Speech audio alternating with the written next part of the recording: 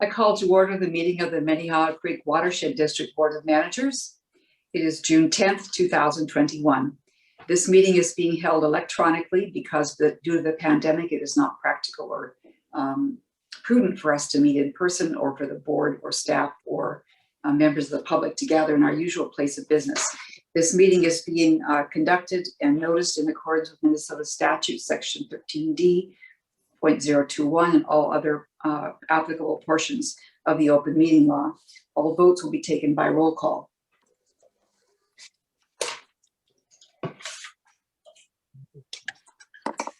Let's then proceed to taking attendance. First of all, Manager Loftus.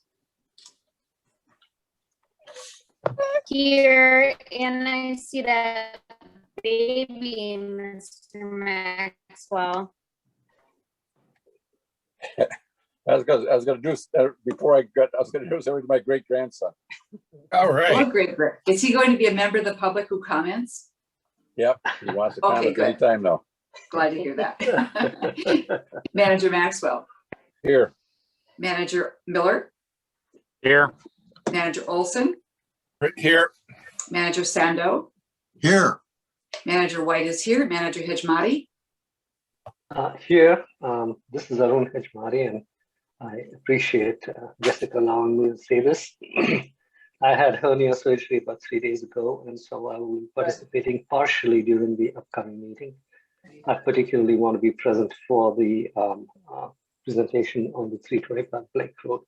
So I will be participating in that. So just letting you know that I will be going in and out.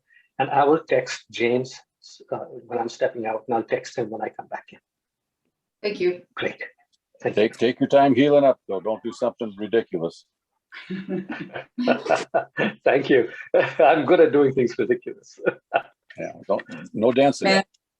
Mr. Whisker, is there any member of the public here? Yes, President White, we have several members of the public, Rick Packer, Dave Newman, Steve Wallstrom. I believe they're here in regards to the permit, though. Thank you. If anyone wishes to speak to the board on another matter, please let us know. Seeing none, let us go to approval of the agenda. Are there any changes or corrections at this point? Then I'd like a motion to approve the agenda. Move approval. Thank you, Manager Miller. Is there a second? Hejmati, second. Thank you, Manager Hejmati. Voting on the agenda, Manager White votes aye. Manager Sando? Aye. Manager Olson? Aye. Manager Miller? Aye. Manager Maxwell? Aye. Manager Loftus? Aye. Manager Hejmati? The agenda Aye. is approved. Thank you. We do have an information item on the in our packet this evening, which is the permitting surety returns process. I thank Mr. Dietzick and Ms. Johnson for that. Going next to the consent agenda, we have on the agenda approval of the May 27th board meeting and a resolution 21040, which is authorization to execute a contract for the 6 Mile Marsh Perry site survey. That's the land survey.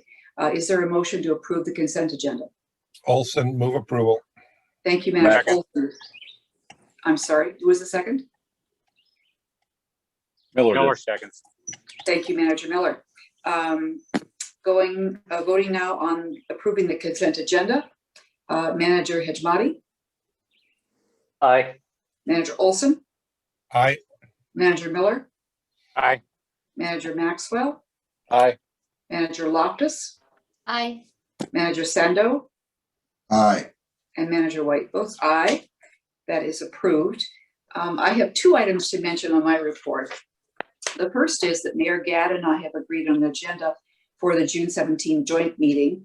And the major thrust of the agenda we've agreed on is to maximize the equal input from the City Council and Board of Managers, and to be certain that we foster a collaborative and collegial decision-making that evening. The second item is just to mention that a number of us were on the developer tours yesterday, along with staff and Mr. Lutz. So thanks to managers Sando, Olson, Maxwell, and Loftus for also attending on that particularly hot day. Manager Loftus, can you give us a report on the Operations and Programs Committee meeting? Yes, thank you, President White.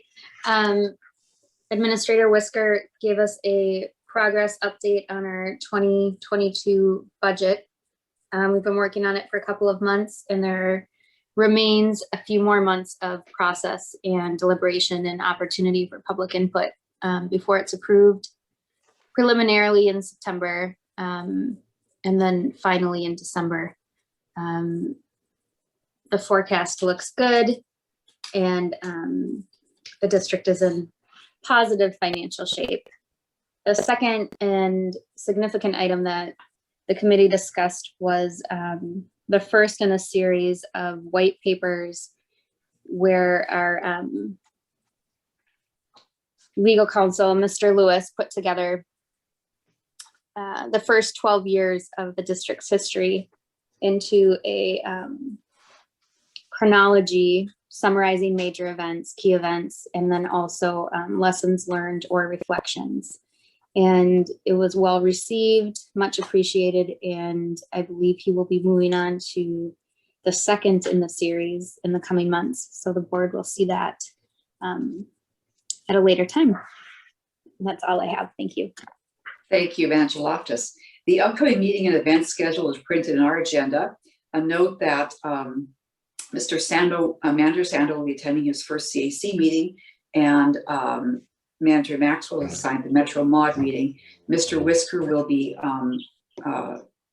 giving Manager Sando the background on both of those committees for his attendance now and in the future.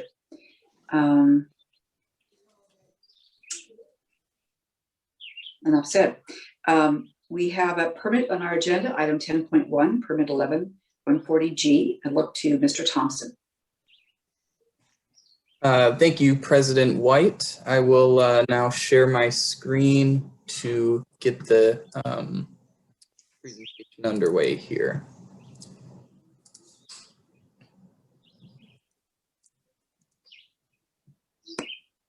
All right, can you all see that? Yes. Yes. Excellent.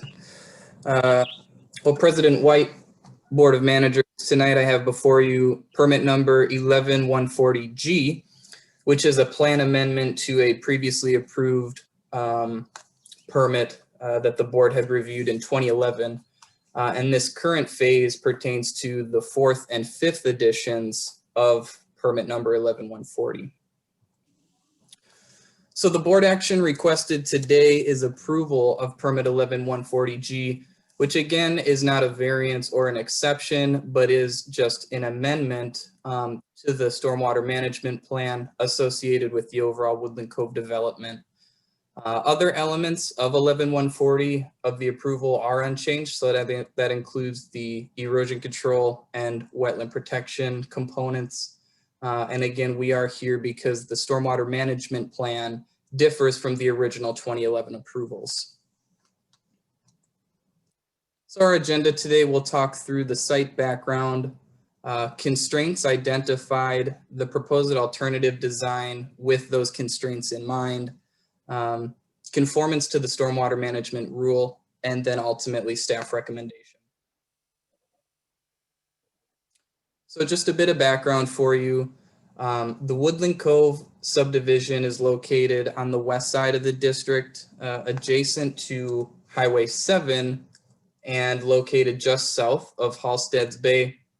So the green line you see on the south is actually Highway 7, just to help orient you. And so surrounding members of the public received a public notice for this meeting, just as a notification that the district would be considering this amendment here tonight. And so just some background on the phasing. As I had mentioned, in 2011, the board had received the application and reviewed those materials and approved what we consider an umbrella permit, which allowed the overall approval of the subdivision. And although it was not all complete in one phase, all of the different phases as brought forward could be approved on a staff level if they met the requirements that were set forth within the 2011 approvals.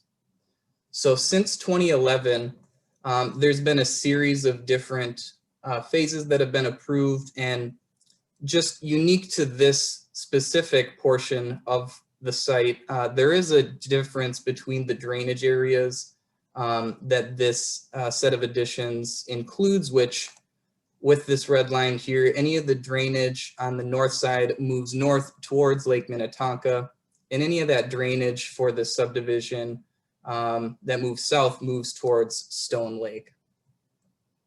So as I had noted, this development is in a varied state of completion.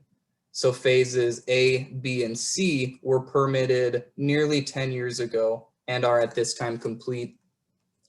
Phases D, E, and F are currently under construction and generally have all been permitted at a staff level, aside from F, within the last 5 years.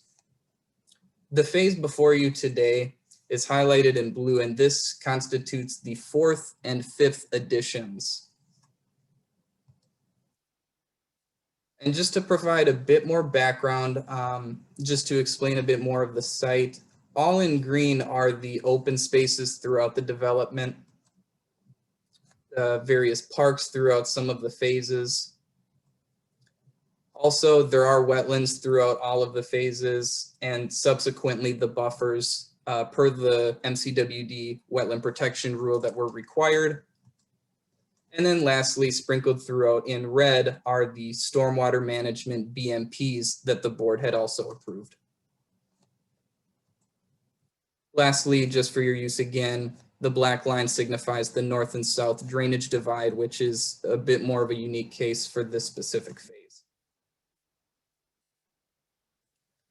And so again, in 2011, the board had approved the stormwater management plan for this development. In red on the map, you will see that these are stormwater BMPs highlighted just so you can understand where they are located on the site. And what constitutes the stormwater management approval process is showing that a site can meet the volume control, rate control, water quality standards, and also provide that there are no downstream impacts to any other surrounding properties or water bodies. And that's measured through a process that we call the single event volume measurements. So in 2011, the development met all of those criteria. Moving forward, beyond 2011, the past phases have been complete, as I said, A, B, and C. And so the district had been inspecting those BMPs for functionality and noticed that they were not functioning as intended.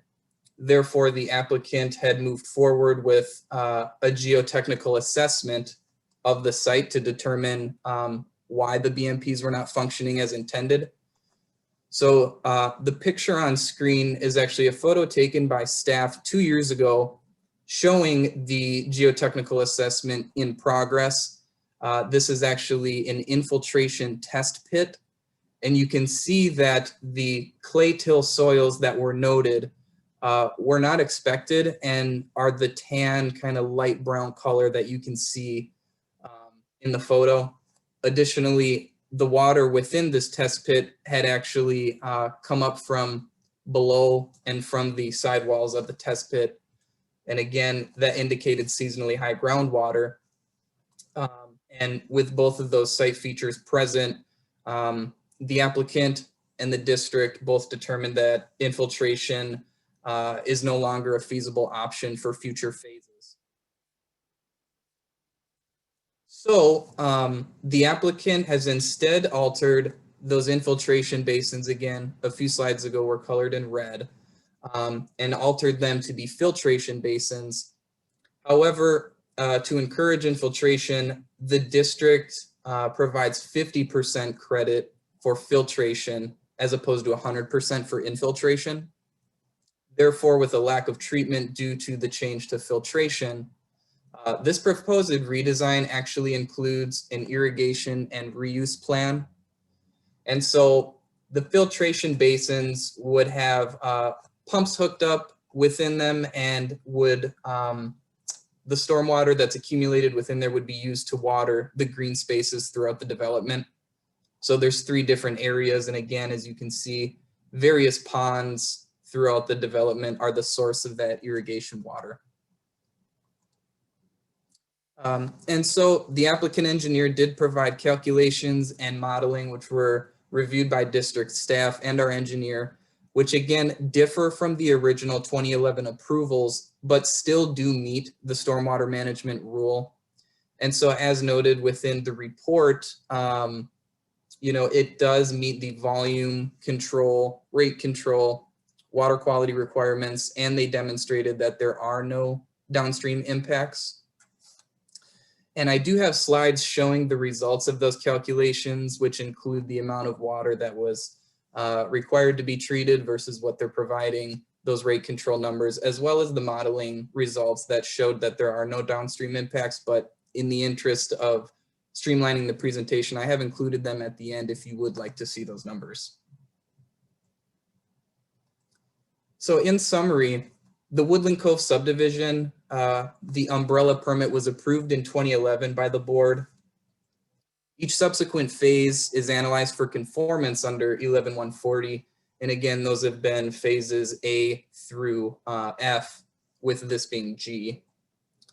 And with consideration to the constraints preventing the stormwater management approvals that were originally provided, they have again changed that to a filtration and reuse irrigation system, which, as the district engineer has determined, does still meet the stormwater management plan. So again, it is not a variance or an exception, but an amendment. And so the recommendation of staff and the district engineer is approval of 11-140G as an amendment to the umbrella permit 11-140 upon satisfaction of the conditions listed.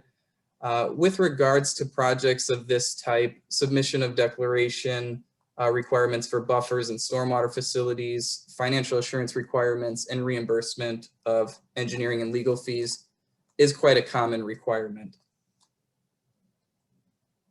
And with that, I'm more than willing to answer any questions or move back or forward to any other slides if managers would like more information. Miller, got a question. On a major event, is there downstream impact? Manager Miller, I can certainly provide some insight on that. Essentially, with that divide between Stone Lake and Lake Minnetonka, the applicant has provided justification that shows that neither water body will be further inundated or show any signs of, any sort of impact. And so with regards to Stone Lake specifically, there will be an overall net reduction in volume moving south to Stone Lake. And so some of those volumes that would have otherwise gone to Stone will be moving north towards Lake Minnetonka, which does have the capacity to take on additional water without any, lasting permanent effects or problems with additional inundation.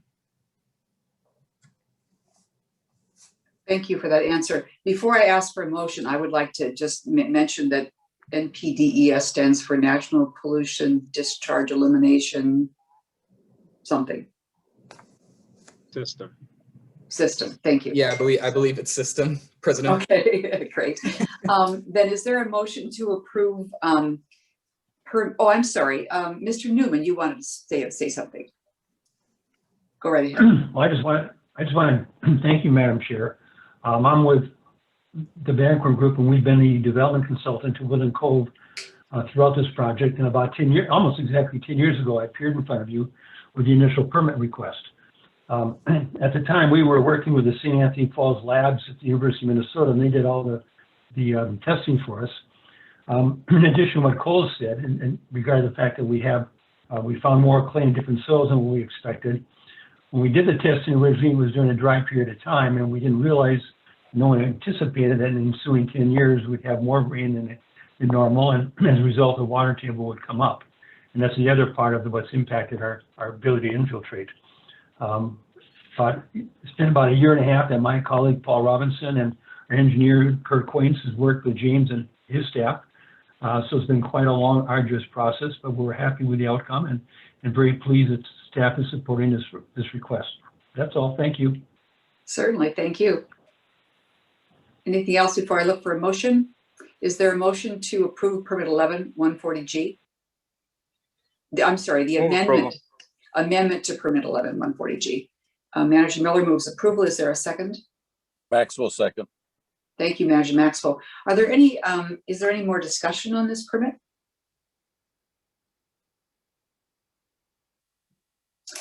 Then we'll move to. How many units have been built so far relative to the original plan?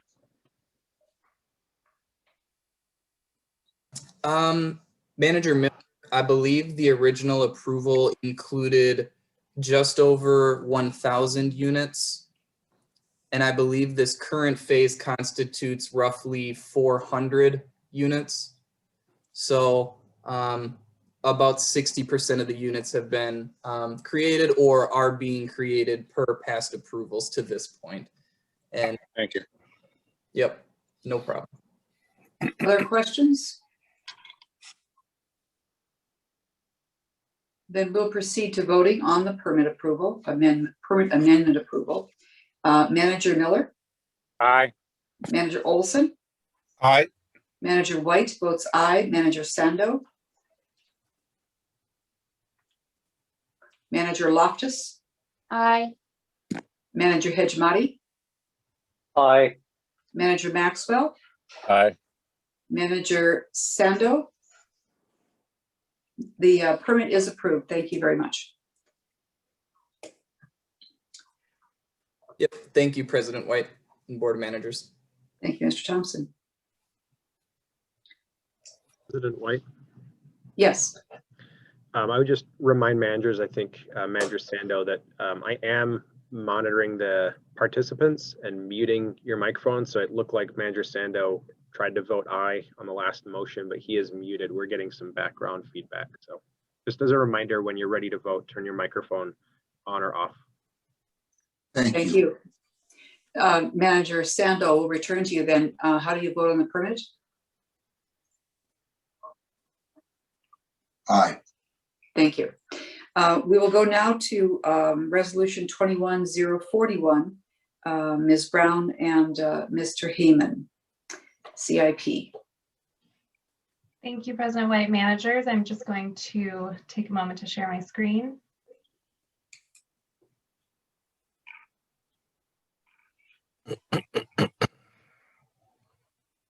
There it comes. Perfect. Okay, so this evening I am seeking authorization to release the 2022 CIP for annual review and comment. At the May 27th Policy and Planning Committee meeting, James provided a detailed overview of the capital project priorities for 2022. So I'm not going to reiterate that level of detail this evening. Rather, I'd like to focus the presentation on grounding the board in the purpose of the CIP and highlighting some of the shortcomings of our current format, and introduce an effort to develop a more dynamic CIP that will serve as both an internal planning tool and a more effective external communications tool about MCWD's capital project priorities. So the CIP is a required component of the Watershed District's Watershed Management Plan. State statute specifies that plans include a table, as shown here, that outlines the capital improvement program, including the schedule, costs, and funding sources. Excuse me. And that any amendments to the table will be bad timing, will be distributed for comment and reincorporation into the plan document. So essentially, we're required to have this table and we're required to update it as priorities shift in real time. It's been our practice, and we adopted this into our plan, that we would make adjustments annually along with the budget process to distribute the CIP concurrent with our budget. So that's the action that we're seeking this evening. This CIP was developed under the 2017 Watershed Management Plan and was crafted to reflect the two-prong approach of focusing in areas of high need and high opportunity, while remaining responsive to opportunities that emerge in real time. So in practice, the plan established the 6 Mile Creek, Halstead Bay Subwatershed, and Minnehaha Creek Subwatershed as focal geographies, with Painter identified as a possible third if time and resources allow. So all of the specific projects that are identified within the CIP fall within one of these 3 focal areas. We structured the CIP to include all known capital project opportunities. So it doesn't necessarily mean that all of those identified projects will necessarily be implemented in the 10-year planning horizon. Rather, it's a tool to forecast known opportunities to facilitate implementation as opportunities become ripe. On the responsive end, we built in flexibility to include these broad project categories in our non-focal geographies, and identified them on the implementation timeline as opportunity driven. So as the responsive model is coming online and starting to move projects into the pipeline, this will limit the procedural hurdles to integrating new responsive projects.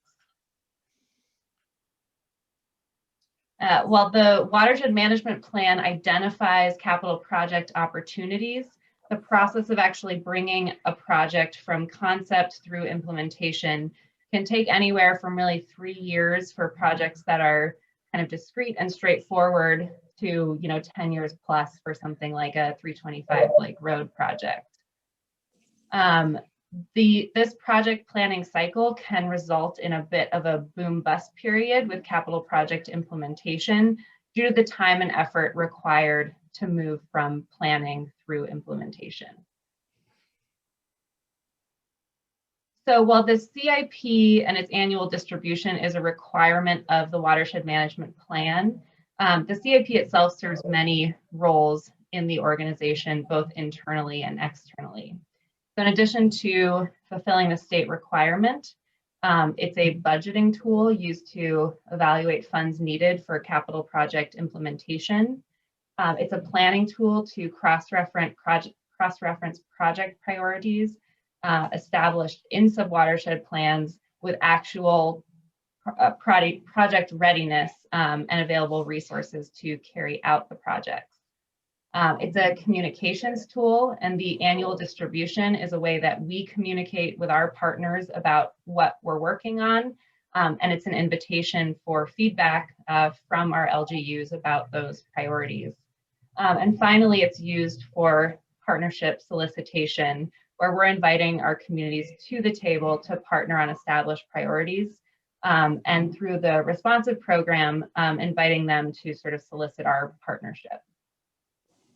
So while the table format fulfills the state requirements for development of a capital improvement plan, it's really not that effective right now at all these other functions around planning, budgeting, and communications. And we could really use a improved tool to better serve those purposes.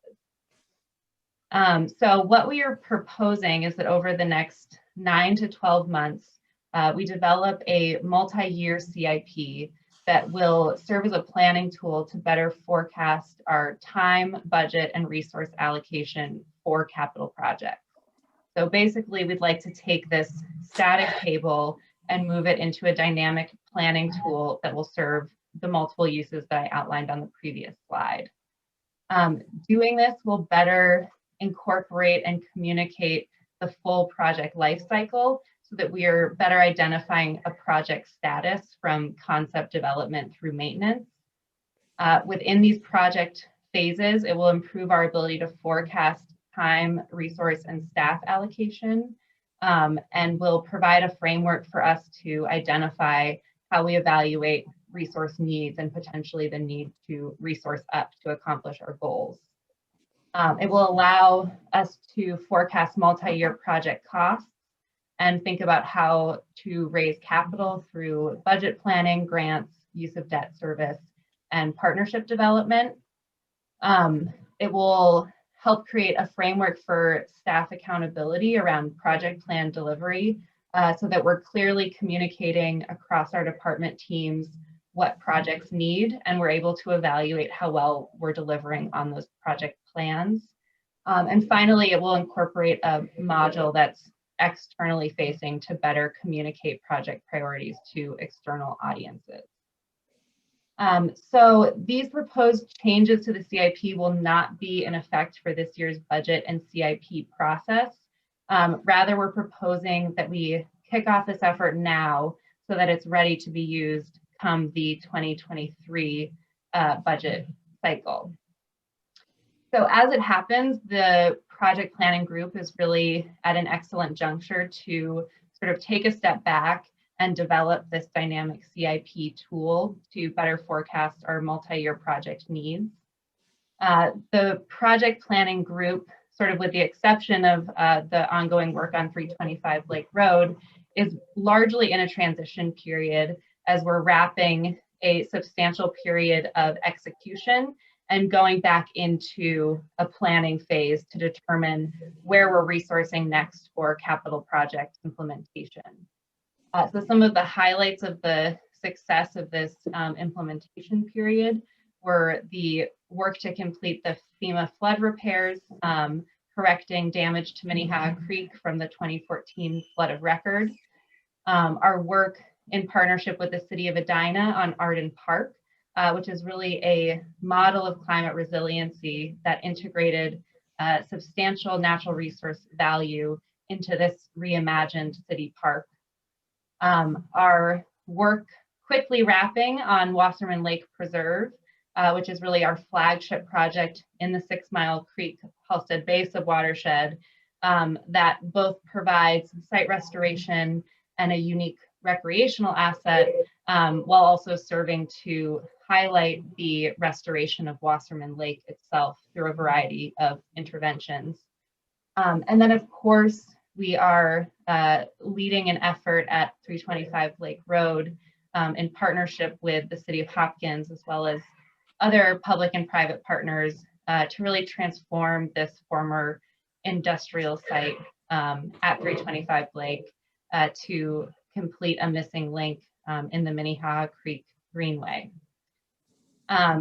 So before kind of jumping into the next phase of capital project planning, we are proposing that we take some time to intentionally move forward, learning from some of the successes of these high visibility projects, and really position ourselves to be more effective as we move into the next phase by creating some of these new planning tools.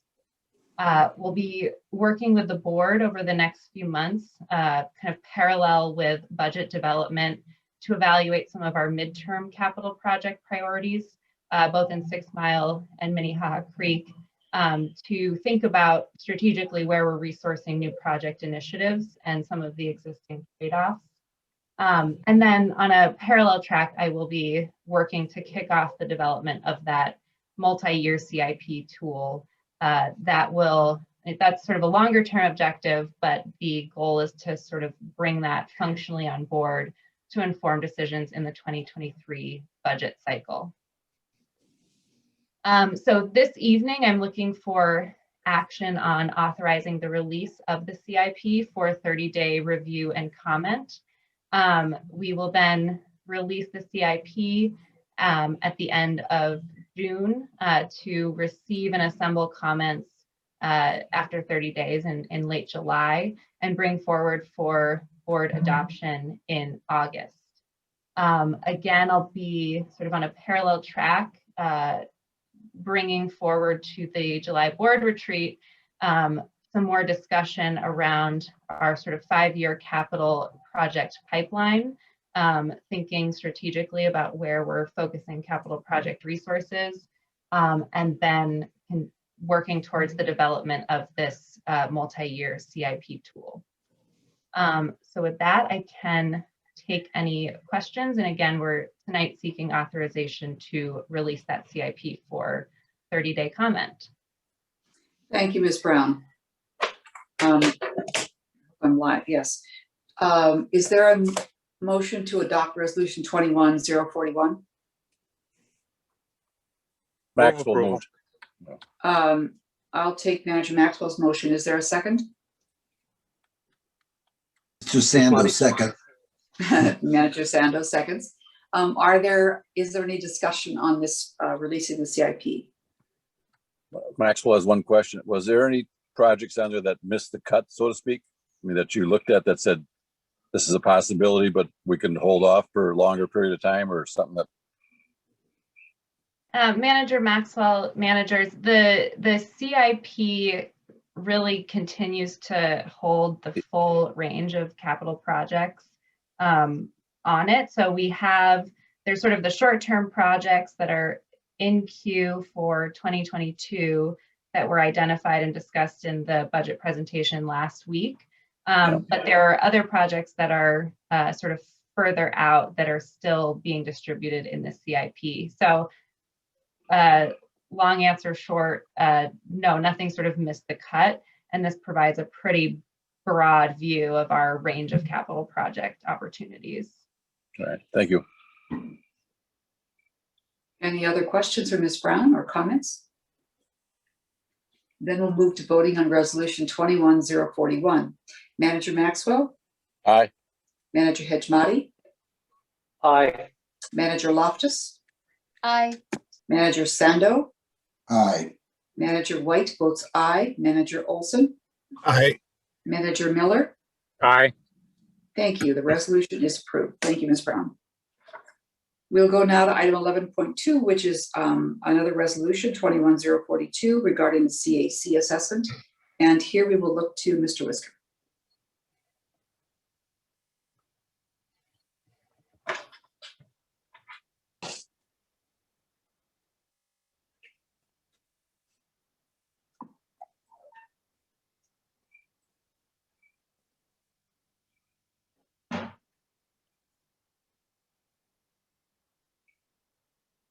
James, you're muted. I just did that for fun one last time before we meet in person, because you won't be able to mute me then. Thank you, President White. Obligatory screen share check. Everybody can see the CAC presentation? Yes. Yes. Okay.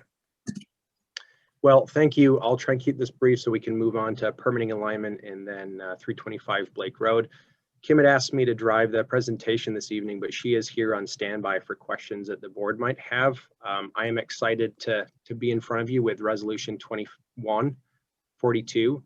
It's for the board's consideration this evening and represents the board's, the culmination of a phased analysis and a whole series of discussions regarding how we can maximize the value the Citizens Advisory Committee contributes to advancing the Watershed District's mission.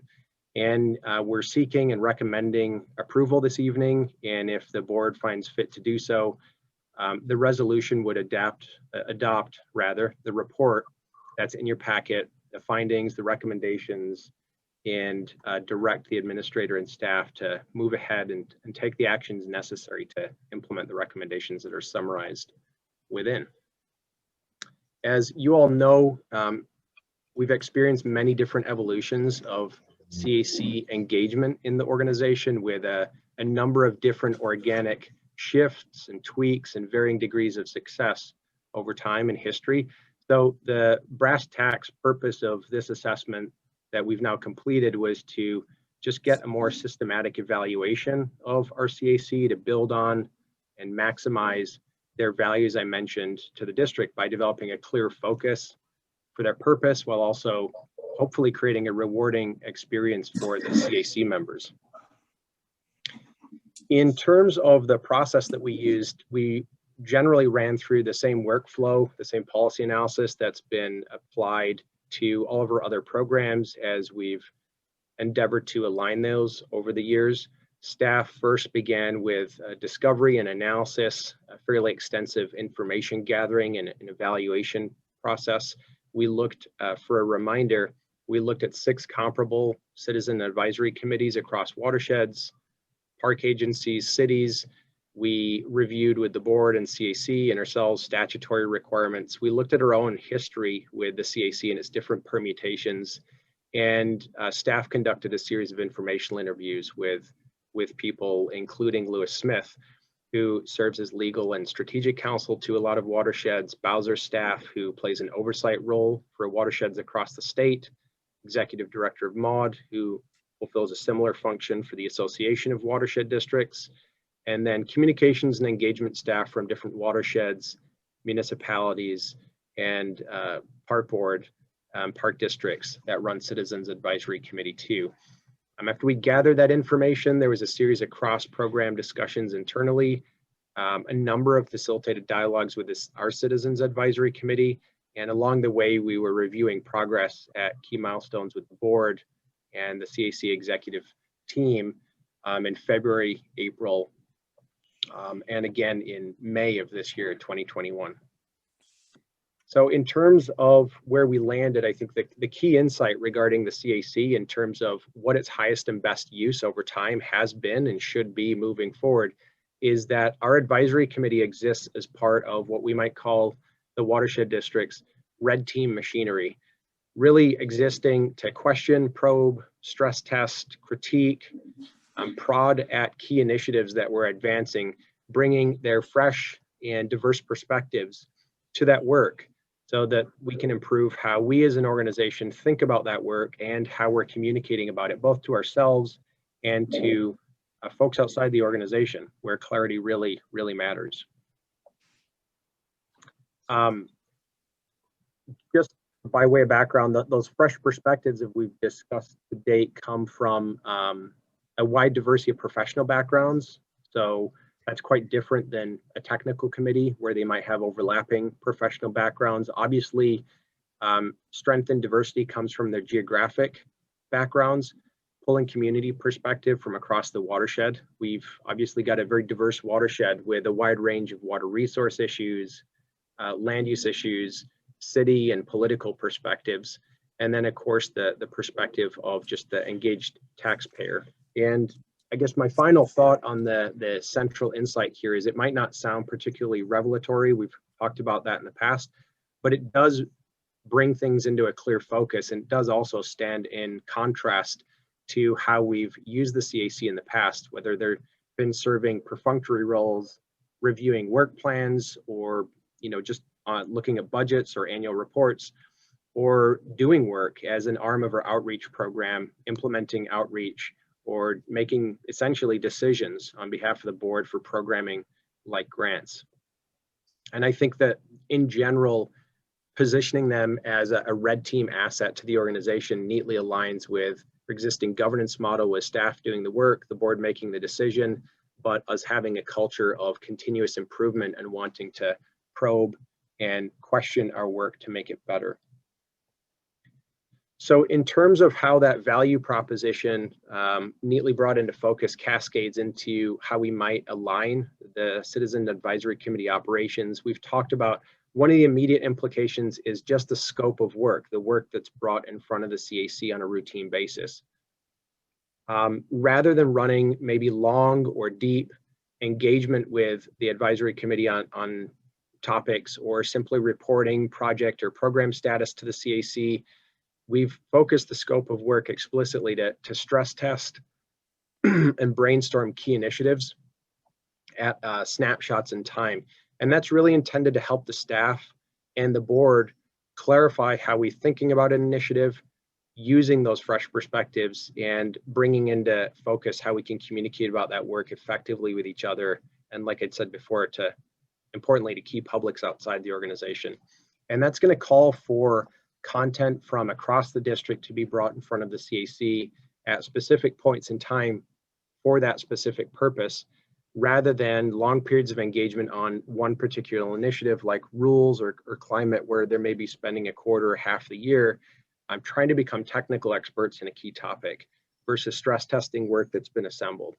So in the report, Trevor had outlined some broad milestones or guideposts, I guess you'd call them, for what a key initiative might look like, and some that might fit the bill could include things like capital projects, like the design planning work underway for 6 Mile Marsh Prairie, planning initiatives underway like the Long Lake Roadmap, or organizational projects like our efforts to improve data analytics and our 2D model, or key engagement work that's going to be going outside the organization, like our outreach and community engagement around 325 Blake Road. And in the meetings where lead staff are bringing those kind of initiatives forward, they're going to be challenged not just to give a status report, here's what we're doing, here's what we've done, but to actually tell in a meaningful way the full story to a group of people who really aren't immediately familiar with all the inside baseball. And that's something that our team is going to have to do throughout the life of a project with, whether it's the board or key external stakeholders. And it's in that capacity we think that we'll be best able to leverage the CAC's perspectives, their critiques and their insights. And that's just by passing through all the different lenses that they're going to bring to the table that will strengthen and improve the quality of our work. And so the type of things that we're going to be asking the advisory committee to do under this scope is, in practice in a meeting, what it's going to look like is reflecting back what they understand the purpose and strategy of the work to be. They might relate our work to analogs that they have experienced in their professional background, making new connections and bringing that fresh perspective to the table. They could be reporting in what they're hearing from the community on Nextdoor app, or keeping their ear to the rail in terms of on the ground perspectives. We're definitely going to want them to be flagging issues with clarity, ambiguity, and just challenging our staff to really focus the message, and then be providing creative suggestions, additive suggestions for how we might improve the work.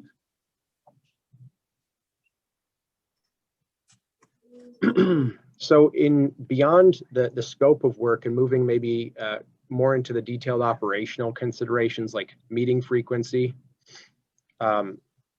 we've landed on a recommendation of 6 meetings per year with the ability to scale up from there. And that really is just as opposed to having a meeting set every single month, 12 meetings per year right now, where we have scaled down or sometimes struggle to find content. So we feel like this is a good starting point. Those 6 meetings will be anchored around known topics like the budget, and an annual forecast of the work ahead is going to take place. And then the meetings will they're going to happen every other month. So January, March, May, July, September, and then finishing in November, which would leave us time for the recruitment and appointment process. And in terms of the calendar, right now, content planning with the executive team is really happening on a quarterly basis with the CAC executive group. And what we're recommending is moving that to twice a year, because we're just going to have less meetings. And I think with the improved focus of what we want to bring in front of the CAC, we're going to improve staff's ability to develop a meaningful commitment to a work plan or a content calendar that we can actually deliver and sustain over time. And before leaving, this is a peek at the content calendar that's in the report. Trevor had worked with program managers to develop an initial draft. This just frames a proposed scheme of work that spans the organization and from which we can get value by engaging the CAC Red Team. So again, this is a starting point. It will need some refinement and finalizing, but it's a foundation that we can build up from and out of. While I'm on this content calendar, in terms of the flow of information between board members, staff, and the CAC, which is a question that we've entertained along the way, this is summarized in the report, but the high points, the district staff are obviously going to continue to meet with the executive team ahead of each of the meetings that the CAC has, and that's just to ensure people remain in sync, the meetings end up being run smoothly. At the beginning of the year, much like we do now, we will be assigning a board member to each meeting. Since there are 6 meetings, we'll assign 6 managers, and we will eliminate the board president from being assigned to a meeting.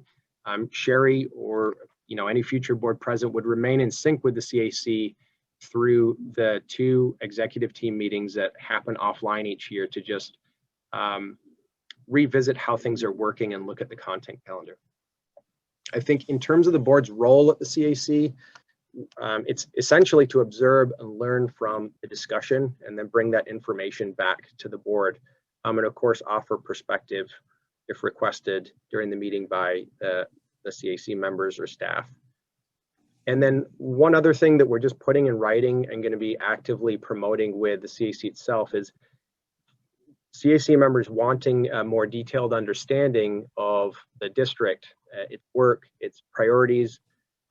Beyond the meetings, are going to be strongly encouraged to read the board packets that we're distributing to them and then sit in and attend these board meetings as they see fit and on items that they find interesting. We'll still be providing kind of a drip feed of information through the actual CAC meetings in a staff report in a verbal format, but we want to make sure that they're being actively encouraged to engage in the work that the organization's conducting as a means for them to remain up to speed and educated.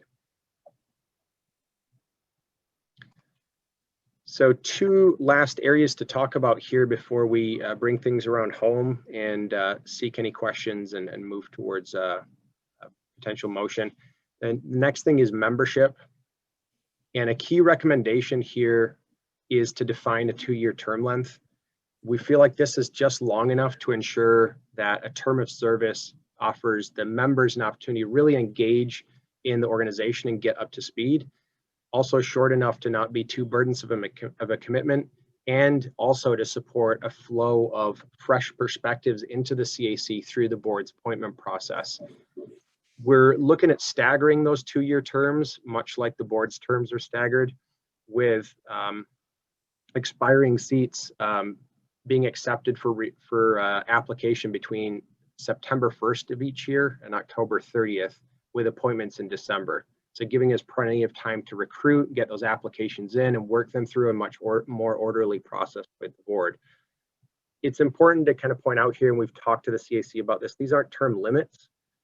And existing members will be encouraged to apply, but it does serve to set expectations for people that are applying that there's an end to the term, and it provides the board a clear framework for appointments by setting end dates to the terms and then ensuring that those positions are being competitively filled. So it just provides clear guideposts for the board as they cycle citizens on and off the committee.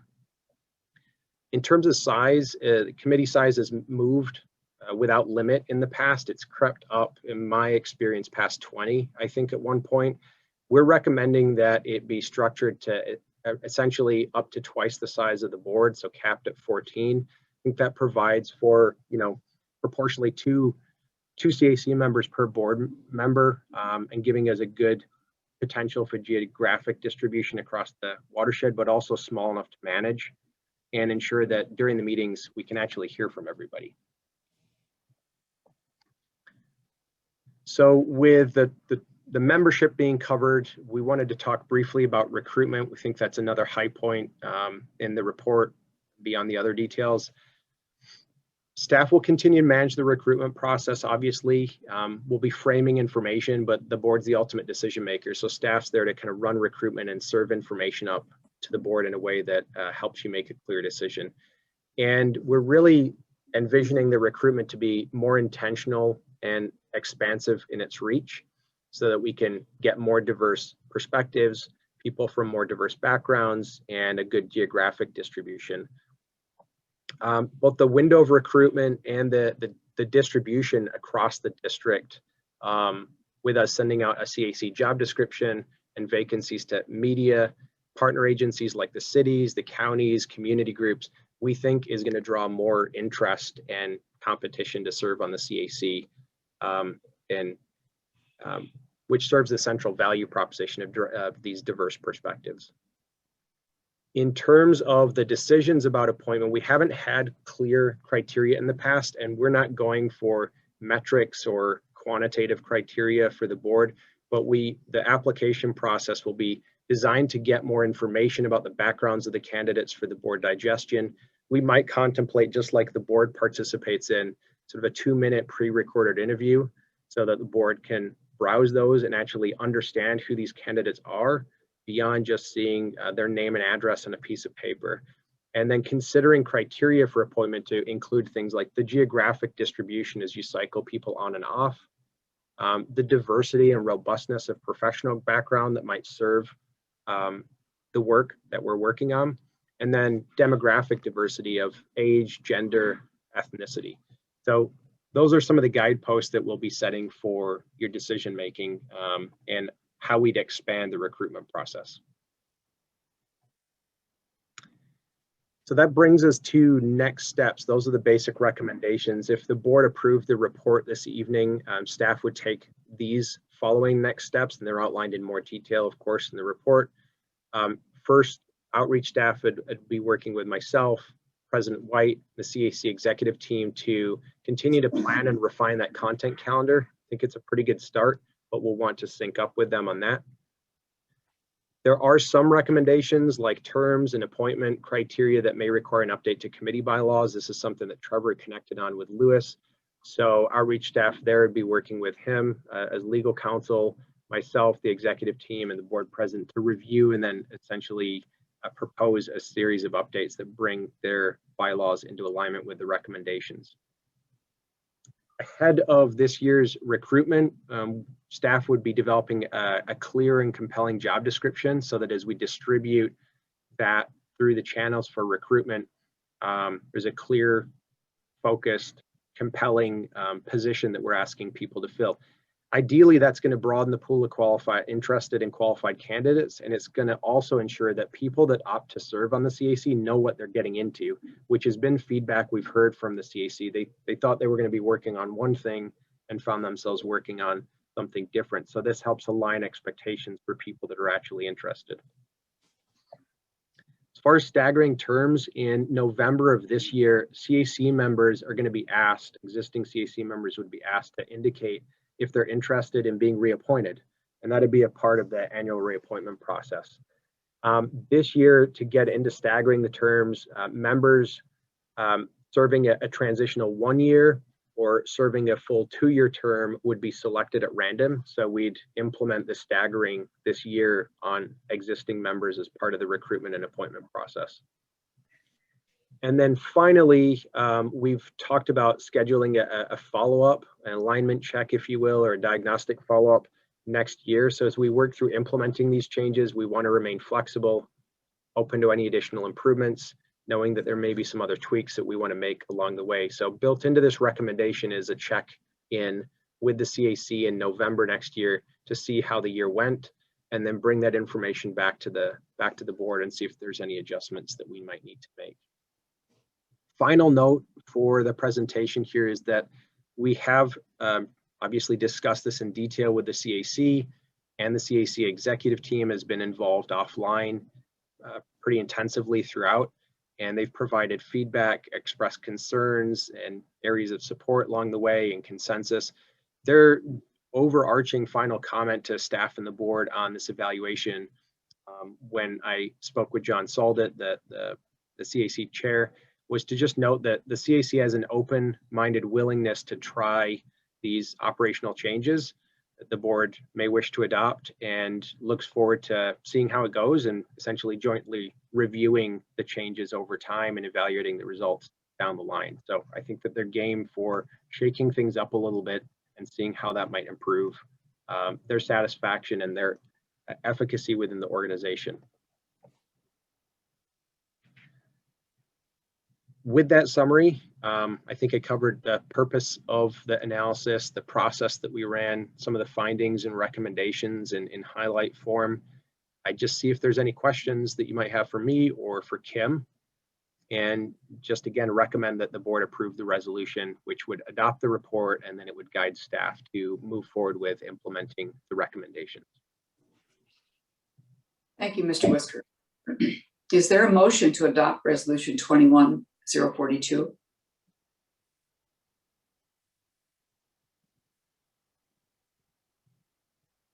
Maxwell moves. Thank you. Second by Loftus. Second by Loftus. Any discussion on this resolution? No, I guess sounds good. I think another good part of it was just Gene. I'm sorry I interrupted anybody, but I think the other good part is after a year, we're going to listen to see what if there's any of their concerns that we should change. I think that's the biggest part of it, is just listening to what their concerns are and adapt to them. Thank you, Manager Maxwell. Anything else? Then we will move to voting on Resolution 2142. Manager Maxwell, Aye. Manager Olson, Aye. Manager White votes aye. Manager Loftus, Aye. Manager Sando, Aye. Manager Miller, Aye. Manager Hejmati. Aye. Thank you, everyone. It is adopted. The next item on our agenda, I see Mr. Dietrich is all ready to go, is the permitting program alignment. Good evening, President White, managers. I'm just going to do an obligatory AV check. Can everybody see my screen and hear me? Yes. Yes. Excellent. Good evening, President White, managers. Before the board this evening for discussion is permitting's alignment effort, an overview of the initiative, the previous discussions that we've had with the board, and then the proposed rule changes that we've identified.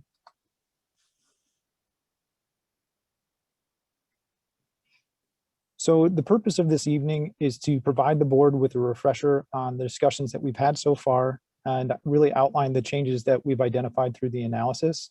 The primary objective tonight that we're trying to accomplish is to determine the board's comfort with advancing staff's direction and alternatives to the TAC for additional feedback. And again, the TAC is the Technical Advisory Committee. So the rule changes this evening are going to focus on a few key areas, highlighting the more significant changes in the erosion control, stormwater management, wetland protection, and water body crossings and structures rules. I'll be stopping briefly after each section just to determine everyone's comfort with the direction. And then to conclude this evening, I'll be briefly highlighting the next steps in the process and then highlighting our discussion for June 24th. So it's been some time since permitting alignment has been in front of the board. So I wanted to provide some background just to recapture how we arrived where we are. So with the district's 2017 plan, we outlined and memorialized a vision of balanced urban ecology, achieving thriving communities through the intersection of the natural and the built environments. So to realize this vision, we realized that we needed to work with those who shape the landscape. And the district doesn't really own or control the landscape, so we need to work collaboratively with the land use community for the organization to achieve its mission. So we don't control land use decisions either. And in the past, we've kind of traditionally used permitting to bring those land use decisions to us. So unsurprisingly, the action in bringing land use to us has generated some conflict, and some is inherent to any regulatory process that a government agency might run. But there are some other varying reasons for that conflict, which we'll cover shortly. But really, even in the midst of that conflict, we've been able to find these moments of partnership with the land use community and build some of the most recognizable projects that the district has. This includes things like the Mater Wetland Bank, the Methodist Project, the West End Stormwater Project. There's quite a few different examples.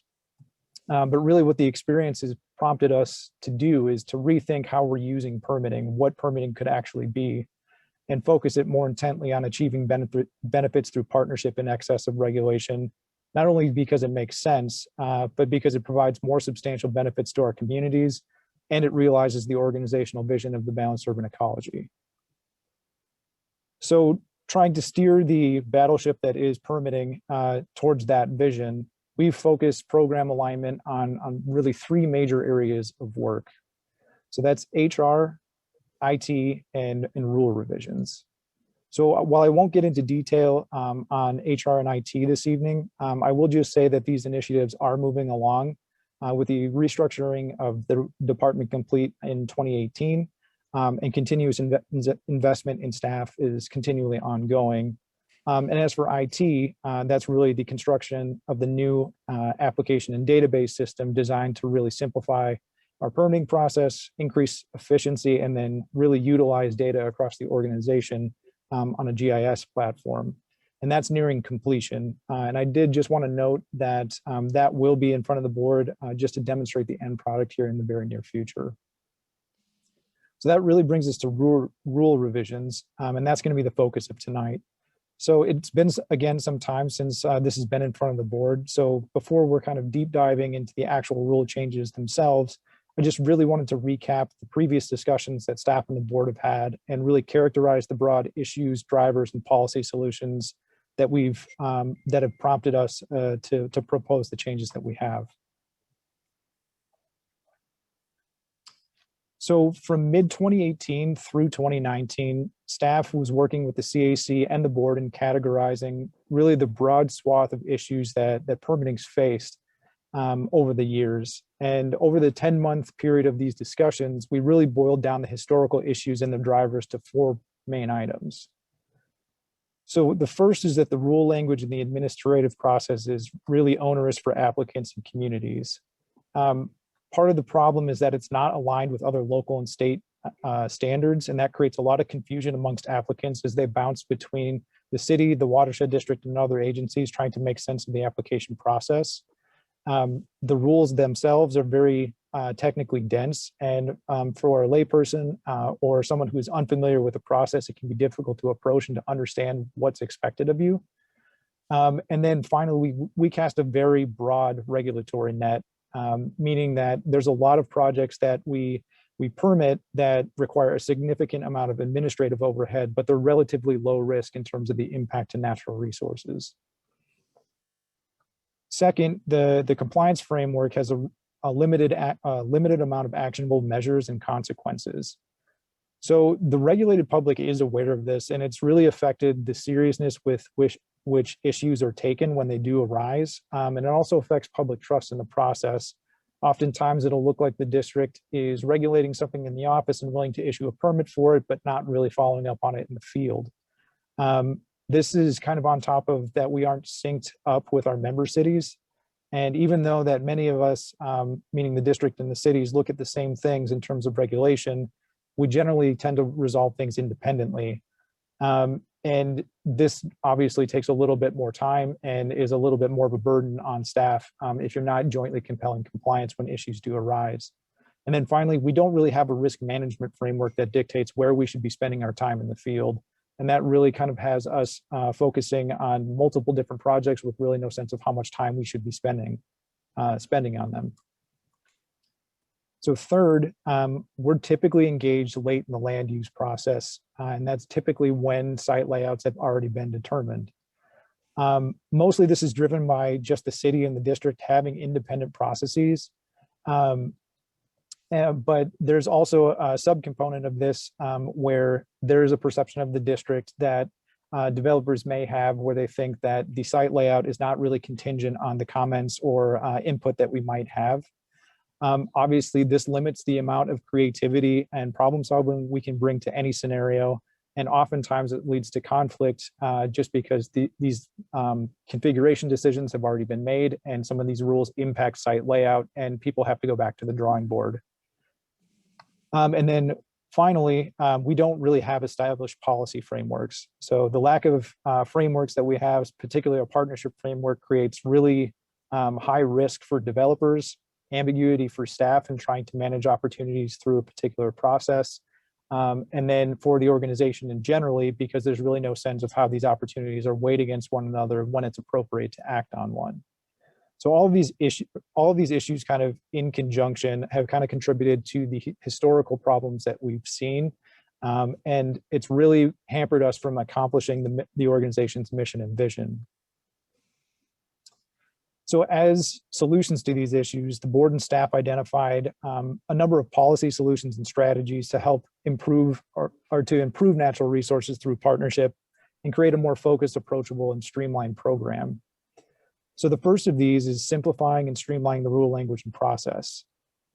So basically what we outlined at the time is that we needed to look at alternative means of processing low risk permits to see if there was a way to reduce the administrative overhead that were associated with those low risk requests.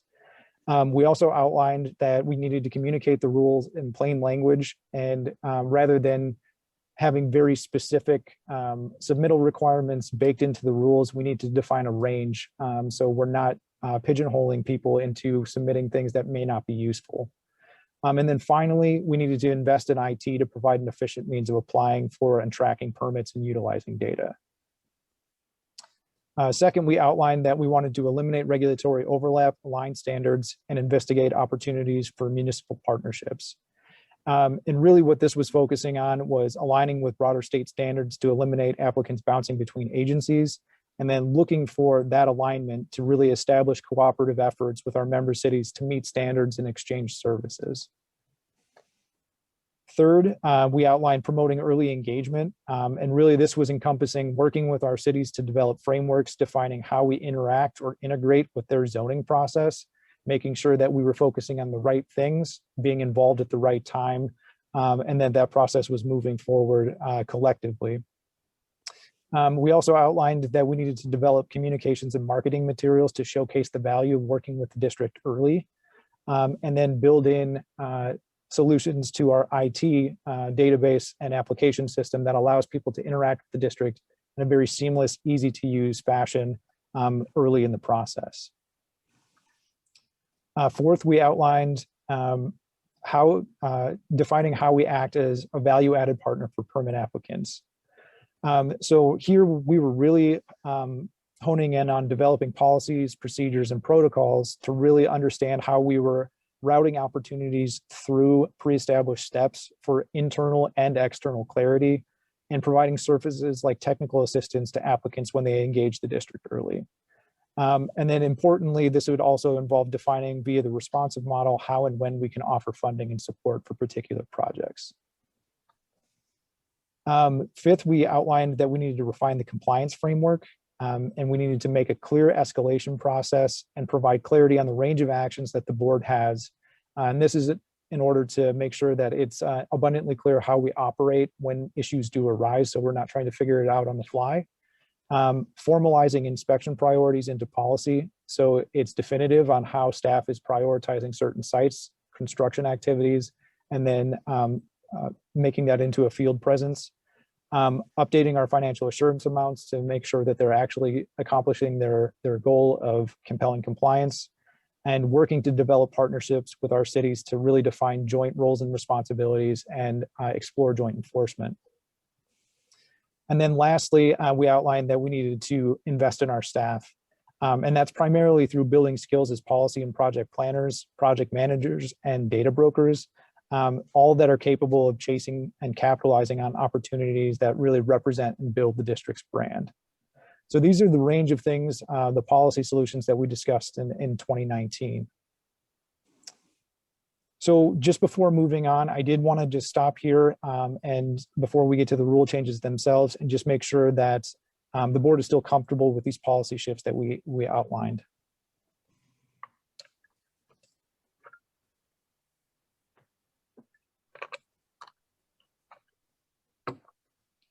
Okay, not seeing any questions. I'll move on to the proposed rule changes.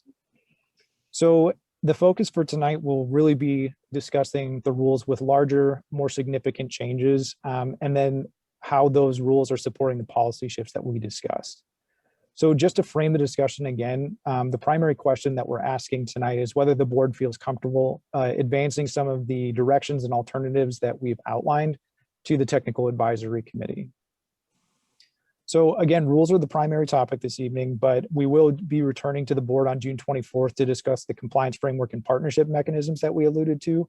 And those were outlined in the policy shifts as well. So just to provide a brief primer before I kind of get into the rules themselves, I'm just going to outline the primary issues that staff identified, touch briefly on the rationale behind the changes, and then describe the direction we'd like to bring forward to the TAC for additional feedback. And I've also ordered the rules that I'll go through in terms of magnitude of change, with the highest being first. So first, we're going to turn to erosion control. And if the board would like to follow along in their packet, this is following table 2, which is on page 18.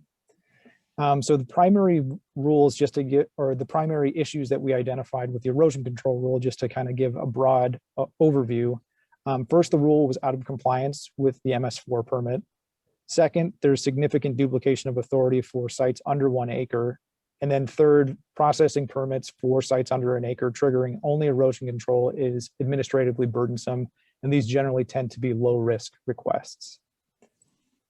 So I just wanted to provide a little context before kind of diving into some of the changes that we're proposing. But the MS4 permit is going to be a theme in both the erosion control and stormwater management rules. And what the MS4 permit outlines is state mandated requirements that cover everything from education and public engagement to on-site construction practices to stormwater management requirements. And MS4 is applicable for anyone who owns or operates infrastructure designed to carry stormwater. So the district has a few county ditches and ponds under its purview, but that makes us subject to the MS4 permit and those requirements. And therefore we are mandated to update our rules with the provisions that are outlined in the MS4 permit. So in terms of direct context to erosion control, the MS4 permit outlines best practices that have become standard over the last 10 years. This doesn't really represent a significant change for us from our current rule, but it does incorporate more specific expectations. And just a note too, that this will be applicable to all of our member cities as well. They'll have to incorporate this into their ordinance.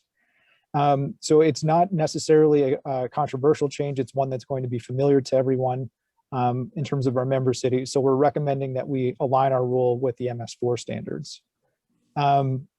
This also sets the stage for our discussion on issue number 2 here.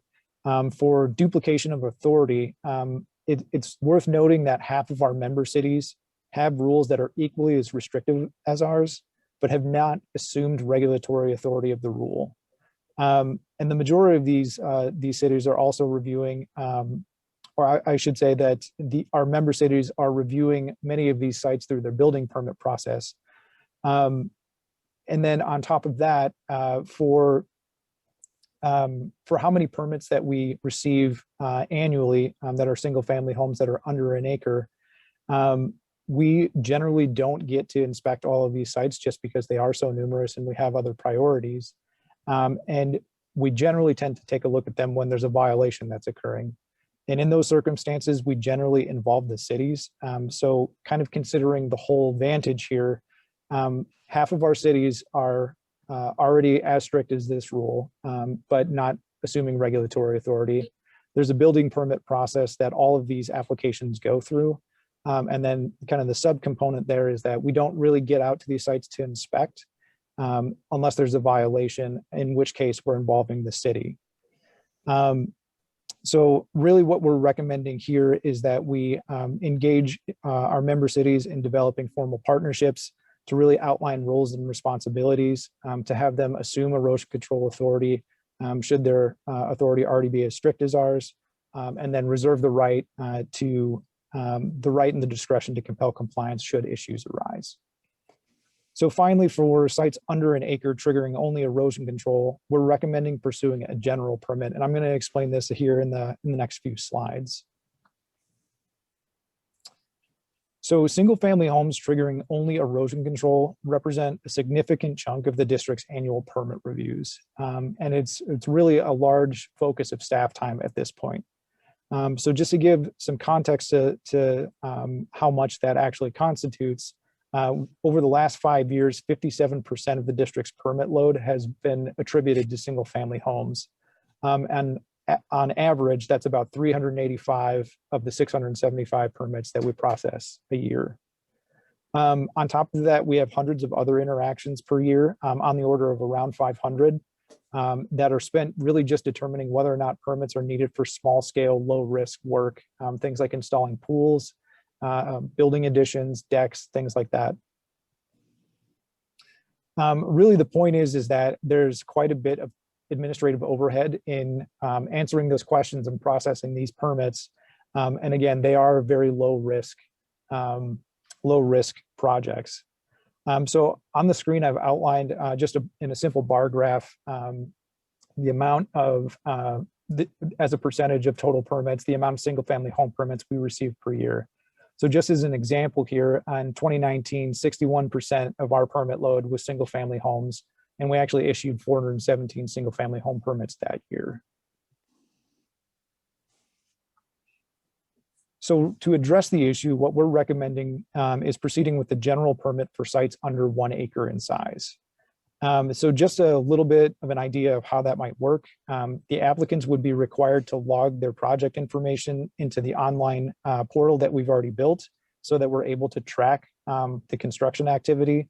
The applicant would need to agree to terms and conditions of erosion control expectations and agree to the right for the district to inspect the site. And then a general permit coverage notification would be issued. So this would actually provide us with the same level of oversight that we have now, but just provide a vastly more efficient means to process the requests.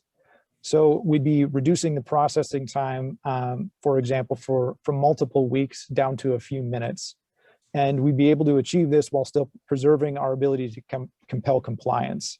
And then kind of the last thing that we would be considering is establishing spot check protocols to ensure that we're auditing sites appropriately to make sure that the work is being carried out per the rule.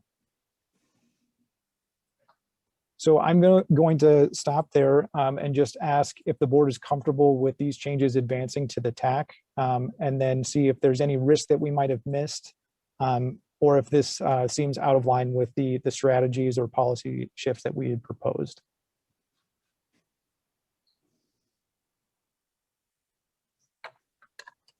Seems like a good solution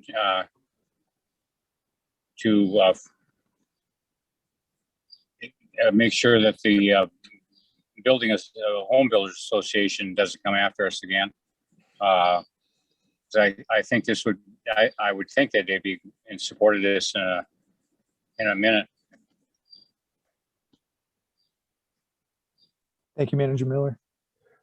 Is there any other questions or comments? Just quick. Go ahead, Manager Maxwell. We're having some fallout here. How do we go about communicating this policy to Manager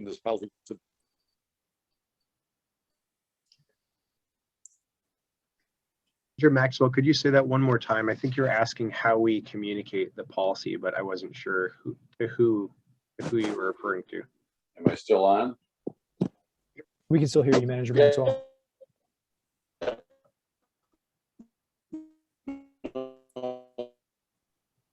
think you're getting cabin Wi-Fi. We can't hear you. I can take a stab at the question. Yes. Oh, thank you, Manager White. I think what Manager Maxwell was asking was how we're communicating the policy to our member cities. So this would be done in a couple different ways. First and primarily through the TAC, and then when the rules actually get revised, they would be aware of the situation, but we'd be providing links and communication materials to each city so that they're prepared to give that information to any applicants and then direct them appropriately to our website to apply. So with that, I'll move on to the next rule. Unless there's Tom, any could other I questions. ask a question, President White? Absolutely. Go ahead, Manager Loftus. What happens, or what kind of erosion control measures would there be if a community or a member city does not regulate that themselves? Manager Or Loftus. is there no such scenario? So the way that it works in the current scenario, Manager Loftus, is if they don't have any ordinances that cover erosion control, then the district issues permits on their behalf. If we're talking about a scenario where we're moving to a general permit and they still don't have any ordinances or anything that deal with sites under 1 acre, then the activity would be covered under the general permit that we're proposing. And if there's any issues, then we would be able to at least be notified either by a city or by performing spot inspections, and then be able to compel compliance if there's an issue, if that arises. Okay, so even in smaller neighborhood settings under 1 acre, if there's someone who's construction site has been ongoing for a long time and is eroding into a creek or some other water body, there is somebody to call. Correct. Okay.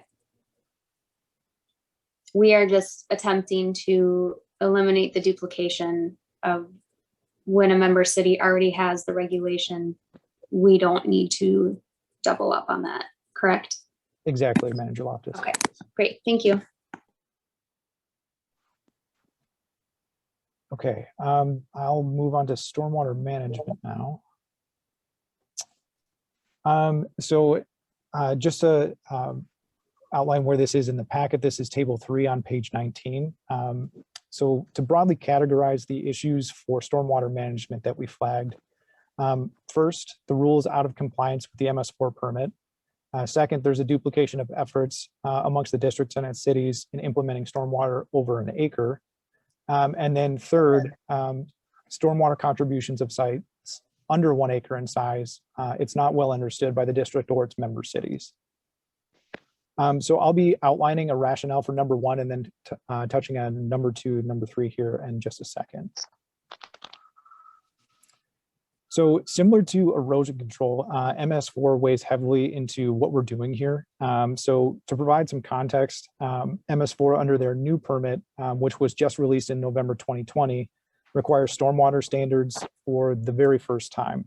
In previous permits, what they had focused on was more of best practices and then prohibitions where infiltration may not be allowed if your site has certain circumstances that that may be met. So what this means and why this is significant is that when there's a project proposed, there's a volume control requirement where previously there was none that was state mandated. And it's now required of every MS4. So every city, every watershed district that is an MS4 is now required to enforce it. So while our treatment standards are in alignment with MS4, our rule trigger thresholds are not. So our current rule differentiates a wide variety of different scenarios and outlines exemptions. For example, like new development, if you're under 20% of hardcover additions, then you don't have to provide any treatment. Linear projects under a certain amount of impervious surface don't require treatment. Sites less than a certain size or a certain disturbance threshold require varying amounts of treatment. For all of these scenarios, MS4 doesn't differentiate. And because of that, our rule is inconsistent. So the way that we're proposing to fix this is to blend our current treatment requirements with MS4 thresholds. And really, it's quite an opportunity because in doing so, we can be consistent with state requirements, which all of our member cities are subject to, vastly simplify the rule, and then maintain a higher level of natural resource protection all simultaneously. And I did just want to spend a minute on what it actually means when we say simplify. So under the current rule regime, there's potentially 16 different scenarios that may apply to a development project that's coming in. And it's dependent on whether it's new or redevelopment, what the site size is, how much disturbance is proposed, how much impervious surface, all of those different things.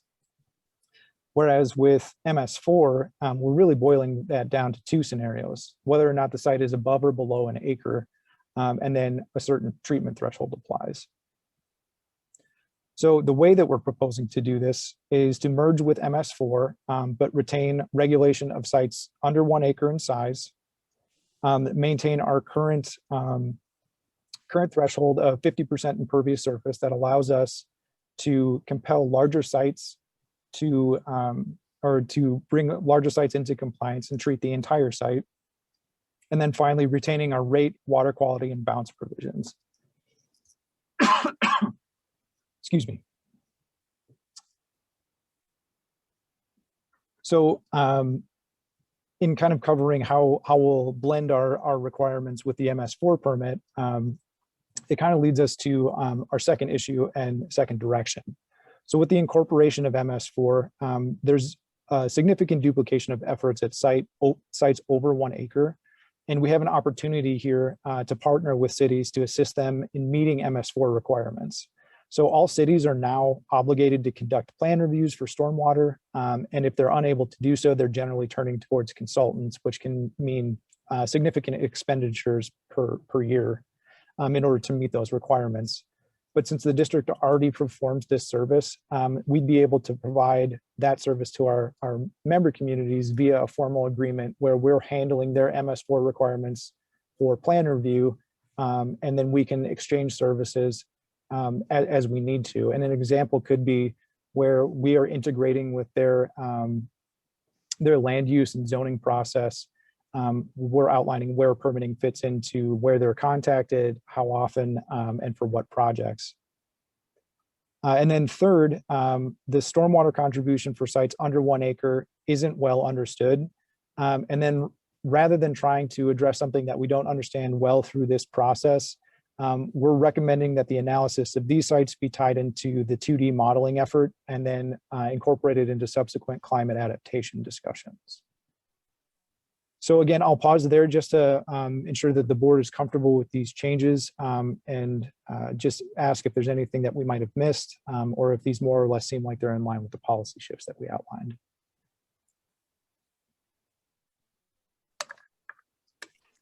Mr. Dietrich? What do you President think White. we're going to find with the 2D modeling? What information will that give us? Sure, that's a great question, President White. What that'll essentially tell us is how much of an issue runoff from those smaller sites actually comprises, and then whether or not that is an issue, whether it's best addressed with cities or whether it's addressed with a regulatory solution that we might have. Thank you.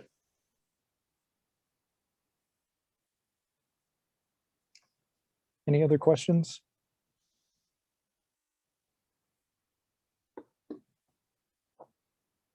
Okay, and I will move on to wetland protection. So this is following table 4 on page 20 of your packet, and really just to broadly characterize the issues. So far, we've determined that buffer width and buffer width reductions is a very unnecessarily rigid and complex process. Second, that several cities are administering the Wetland Conservation Act, yet they rely on the District for Wetland Protection Rule. It's essentially the same requirements with small, minute differences, but it creates a very inefficient process. And then third, there's components of the rule that have been historically unclear and in some instances directly conflict. So the focus of this will just be on issue number 1, since it's a little bit more nuanced and something that's kind of come up recently.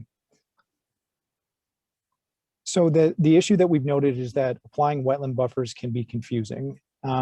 So it's important to note that we determine wetland buffers by management classes of wetlands, and that's really a determination of the quality of a particular wetland.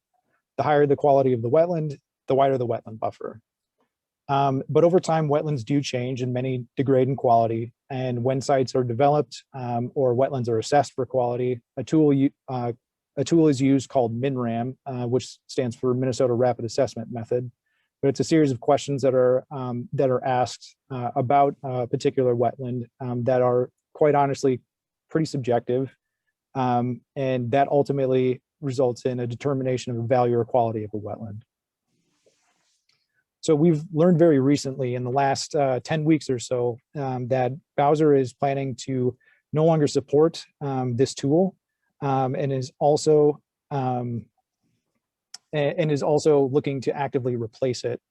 And because the tool is subjective and it influences how management classes are interpreted, it creates scenarios where people can argue for lower buffer widths on site with a really subjective rationale that's really difficult for staff to argue or refute. And because we have this flux in the assessment of what tools are used to evaluate wetlands, staff is kind of using this as an opportunity to weigh whether or not there's alternative methods of assessing how wetland buffers are applied. So right now, what we're looking at is the possibility of replacing management classes entirely with a simplified system that's based on wetland community type.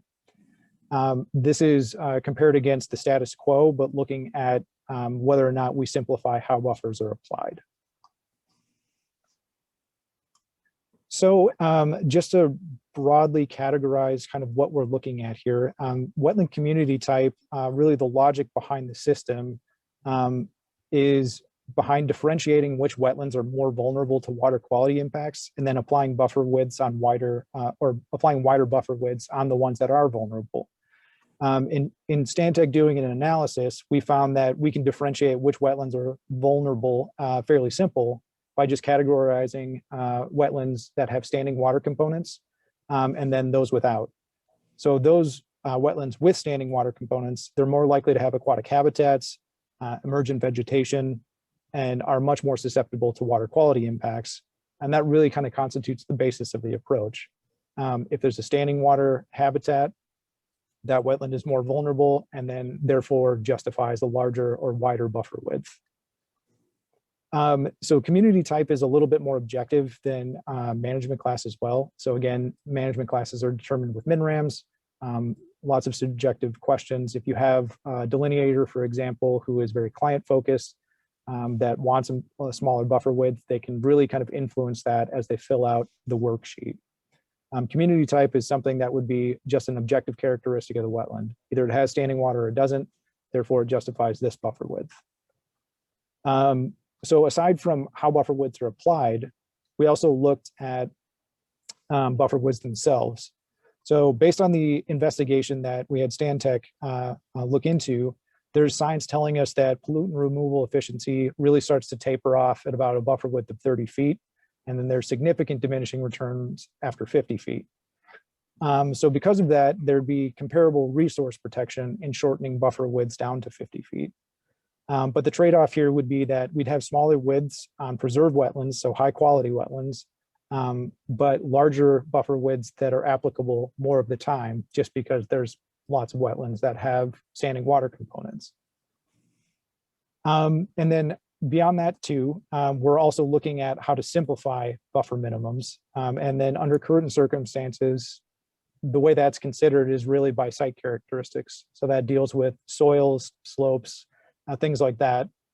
But under our recommendation that we'd like to bring forward to the TAC, it would depend on site design, meaning if you as the designer undertake specific actions to further protect the wetland, like reducing impervious surface or treating runoff, you can justify lowering the buffer width rather than just relying on what soils you have on site.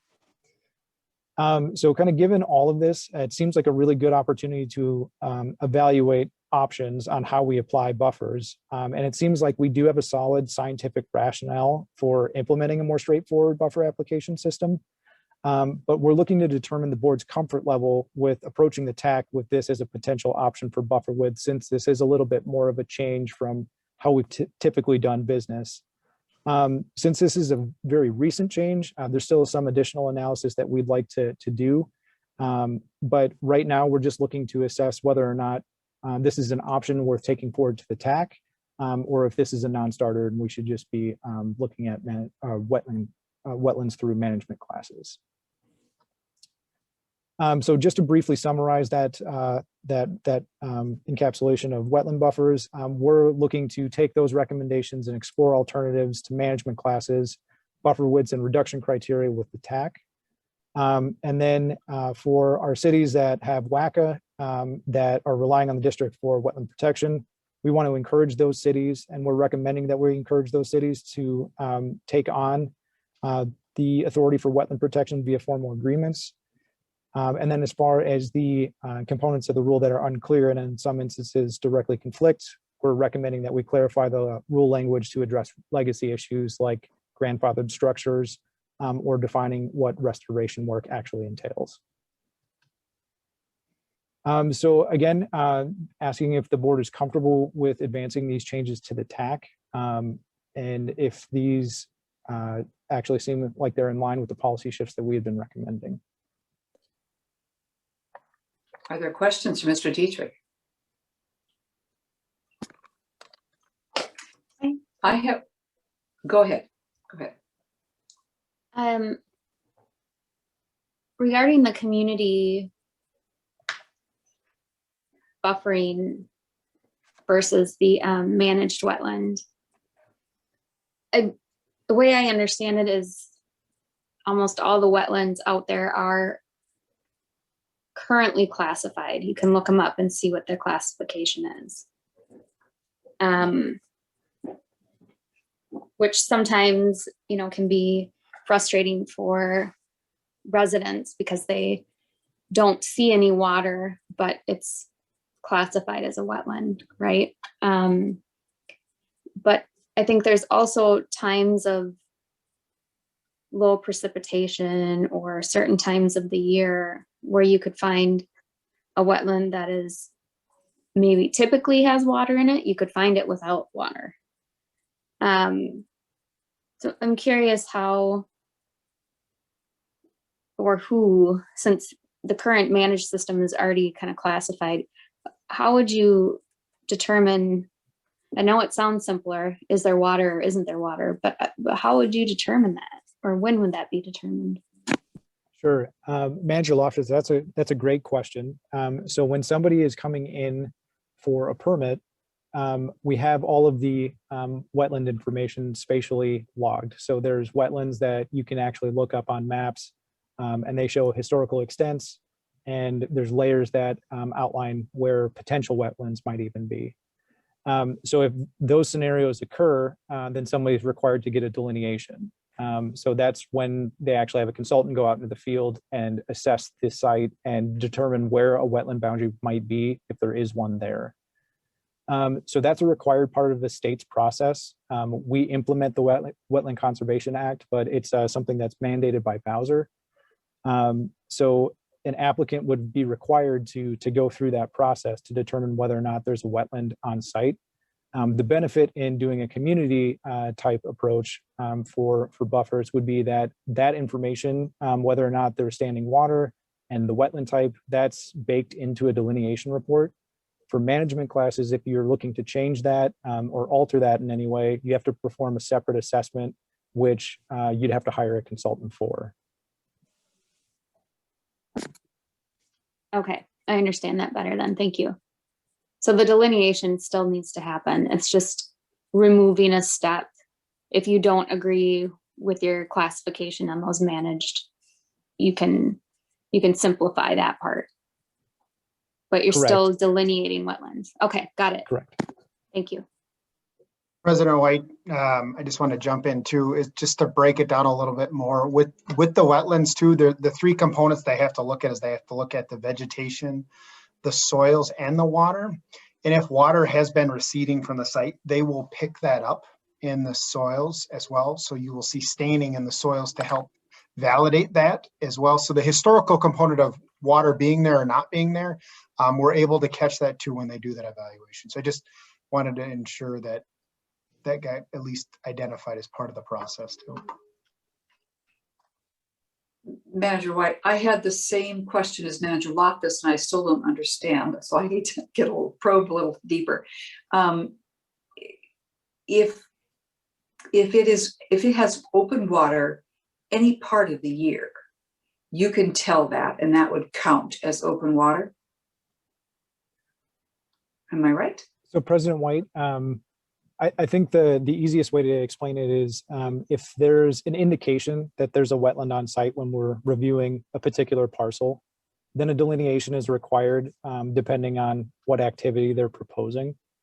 So if they're going out to delineate, that's something that needs to happen just for the permit to move forward. If there's a desire for somebody to understand whether or not this wetland is higher or lower value under current circumstances, they would need to have a separate assessment that's outside of a delineation.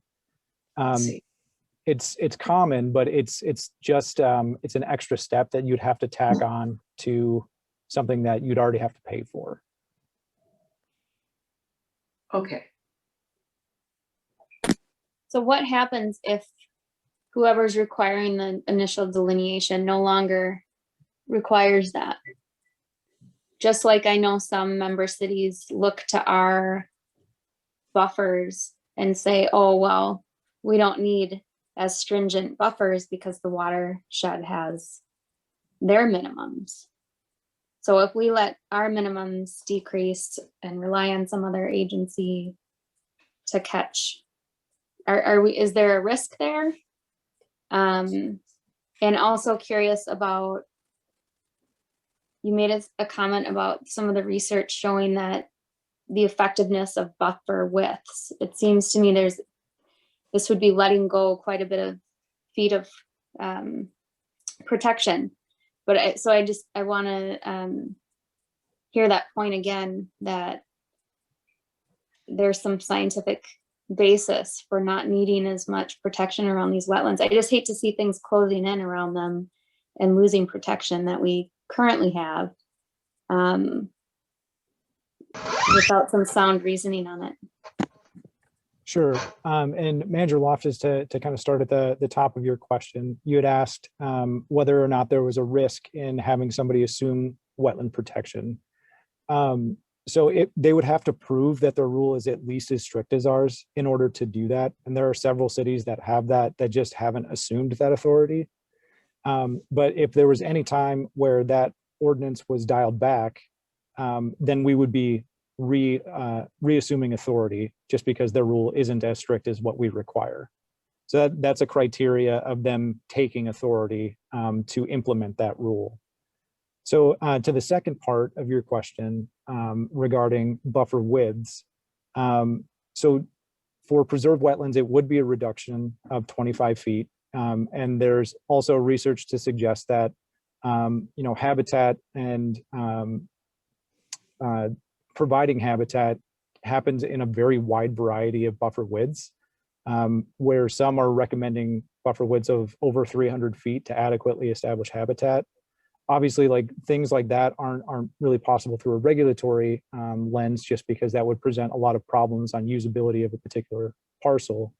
But what we're seeing here is the number of preserved wetlands that we actually have across the district.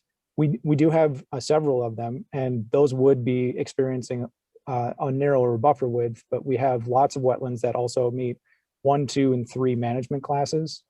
And those would be having wider buffer widths based on the community type. So the 50 feet is probably going to apply for quite a bit of extra wetlands and provide additional space. But that is something that we don't really quite understand as well just yet. And that is part of the additional analysis we were going to run, just because this is quite a recent change. What we're really trying to understand is whether or not this even seems like a viable option to move forward with the TAC. If it is, that we can certainly round out the analysis quite a bit more. If not, we can look to management classes and how we could possibly implement simplified buffer widths just to make it a little bit easier for applicants to understand. Well, and I just want to reiterate that, me asking the question doesn't take away from, I wholeheartedly support what you're trying to do. It is so complex and so overly difficult for lay people to figure out what they need to do on their own property, and it's frustrating and it's difficult. And so I really do encourage you to keep going forward with the simplification and trying to make it streamlined. So I support that. I just also am obviously weighing that against protecting our wetlands, knowing they clean so much water. And I really don't want to lose the buffers around them. But so I say that, but I'm not saying it to discourage you from it, because I think what you're trying to accomplish really will help residents and communities. So please don't mistake the questions for not being supportive, because I do think it's overly cumbersome and can be looked at in the way that you're looking at it. So thank you for doing the work. Yeah, absolutely. Mr. Dietrich, I seem destined to mirror Manager Loftus this evening, because I also am really in favor of all these changes, but just noodling on little questions. So I wanted to ask, what happens to the existing, perhaps monumented buffers that are in excess of 50 feet? So President White, those are actually required to be recorded on properties. So those would be remaining in perpetuity per the agreements that were recorded against those properties. Thank you.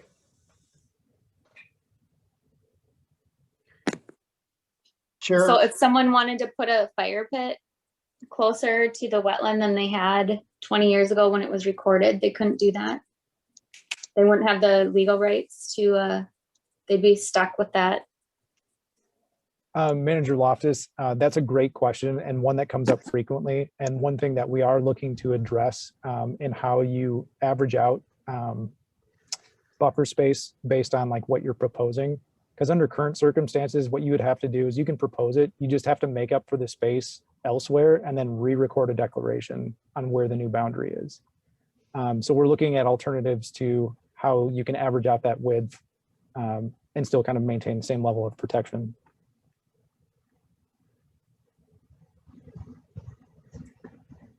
Chair White. Yes, Mr. Meehan. I guess I wanted to just follow up with Manager Loftus's question on the protection. What we tried to include in the packet that Tom sent out is a lot of research has been done on the effectiveness of buffers since this rule kind of came into effect really around 2010 to 2013. And so I'd point you to some of that data that Tom's kind of referencing as far as the protection associated with it. And that's where it's come through the DNR, the Wisconsin DNR and MnDOT on the effectiveness of the widths. And that's really the scientific drive behind when we look at the protection of the ability to maintain the water quality of these great wetlands and ensuring that they stay in place. So I just want to point to that component in the packet as well. Thank you. President White. Yes.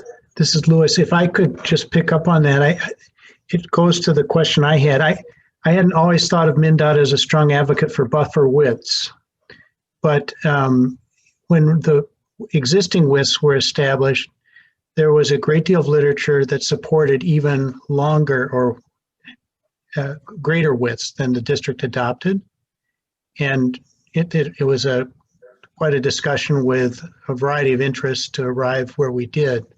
So who is the source of the literature other than MnDOT?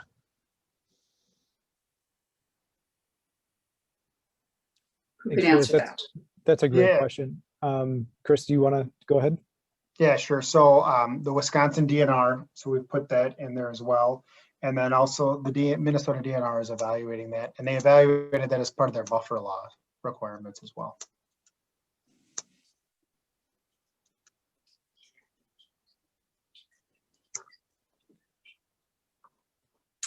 Thank you. And are there any other questions for Mr. Dietrich before we move on? Okay, Mr. Dietrich, back to you. Okay, and then rounding out our discussion tonight is the last rule, the water body crossings and structures rule. So while there are 3 issues that are outlined in the packet, I'm only going to focus on one tonight, as the other 2 are quite straightforward. And then I'll just provide some rationale and direction on this one. But generally, there's a gap in regulation regarding downstream impacts associated with upsizing of storm sewer infrastructure.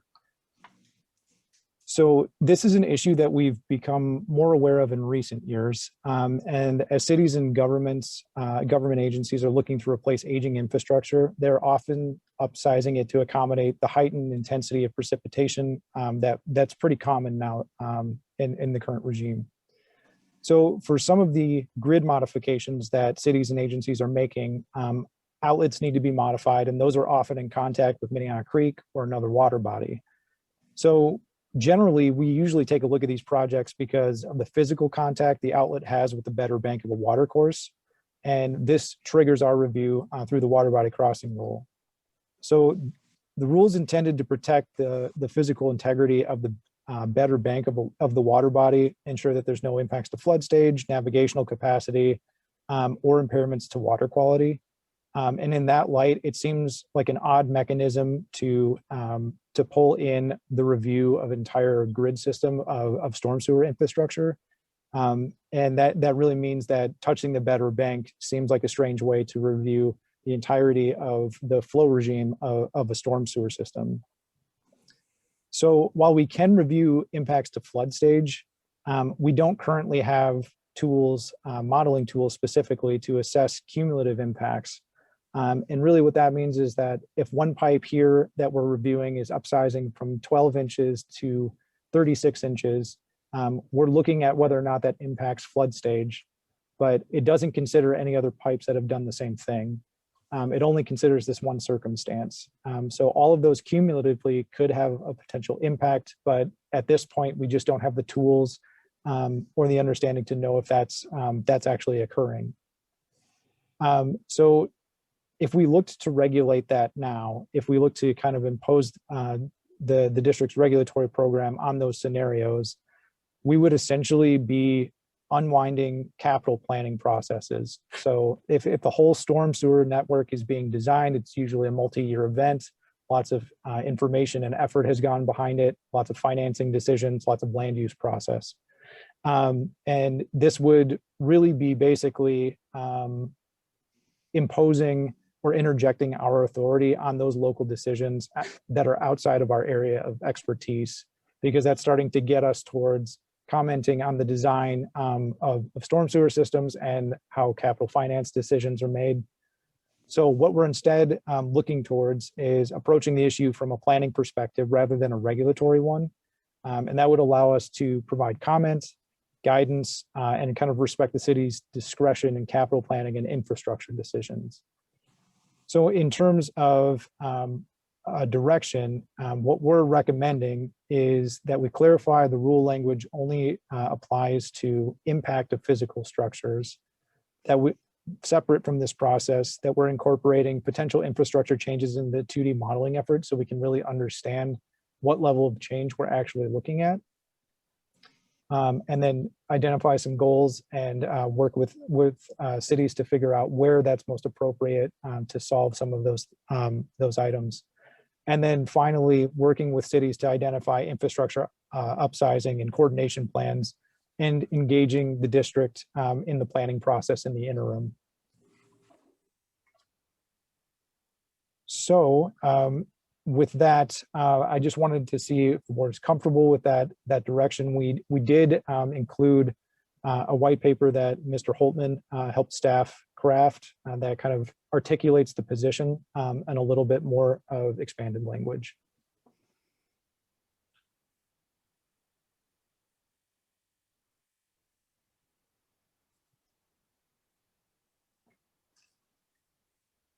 Okay, hearing no questions, just move on to next steps here. So moving forward, the board will be discussing the compliance framework and partnership mechanisms on June 24th. There's going to be related discussion items also with the responsive models policy document that will be on the July 22nd agenda. And we've completed the majority of our analysis and are now working to capture that all that work into a single document to prepare for the TAC process and drafting. So we'll be incorporating the board's feedback tonight into that, and we're using that feedback to make sure our solutions are in line with the policies we'd outlined previously. So we'll be getting this material together, and it'll be the basis of our communications when we go external to the TAC in a series of one-page documents that neatly summarize the issues and the direction that we're intending to move. And then the TAC preparation will be in front of the board committee in late August. And with that, I'm happy to take any questions. Well, I only got a comment. That is, the last time that this was, these rules were revised, James was in charge, and this is far less complex and much less controversial than his effort. So congratulations. Thank you, Manager Miller. Lewis was involved too, Dick. We want to be sure to stress that James didn't make it complicated.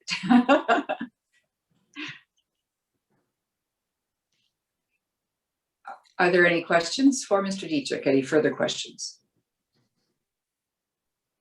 No, it was a nice job on the whole process, and it simplifies a lot of stuff. Look forward to the next iteration. Then I'm going to give us a 5-minute recess. We've been sitting for 2 hours now before we go into the next item. So 5 minutes. Really?